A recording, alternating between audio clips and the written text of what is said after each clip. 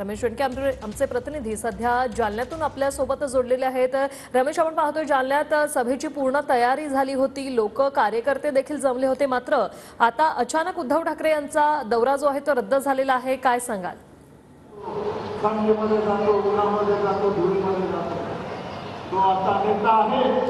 निश्चितच वर्षाली आता सभेला काही वेळ बाकी राहिला होता, मात्र मराठवाड्यामध्ये आज दुपारनंतर जे आहे ते वातावरण चेंज झालं आणि ठिकठिकाणी अवकाळी पाऊस झाला। याच अवकाळी पावसाचा फटका जे आहे ते प्रचार सभावरती आपल्याला झाल्याचं पाहायला मिळते। जालना लोकसभेचे डॉक्टर कल्याण यांच्या सभेसाठी आज उद्धव ठाकरे यांची जालन्यामध्ये सभा पार पडणार होती आणि या सभेसाठी पूर्णतः ही गर्दी जमलेली आहे। आपण जर बघितलं तर या सभेची तयारी पूर्ण झालेली आहे, सभेला अवघे काही वेळ बाकी राहिला होता, मात्र कुठेतरी छत्रपती संभाजीनगरमध्ये धुवाधार पाऊस झाला, अवकाळी पाऊस झाला। त्यामुळे आता माहिती अशी मिळते की उद्धव ठाकरे यांचा जालना जिल्हा दौरा जे आहे ते रद्द झाला आणि ही सभा ही जी आहे ते उद्धव ठाकरे या सभेला येऊ शकणार नाहीत असल्याची माहिती आपल्याला जी आहे ते मिळत आहे या ठिकाणी। वर्षाली, नक्कीच आपण पाहतोय मोठ्या प्रमाणात कार्यकर्ते या ठिकाणी जमलेले आहेत, मात्र छत्रपती संभाजीनगरमध्ये पाऊस सुरू झाल्याने उद्धव ठाकरे यांचा हा दौरा जो आहे जालन्याचा तो मात्र रद्द करण्यात आलेला आहे। तर आज शरद पवारांची सभा देखील रद्द झालेली आहे।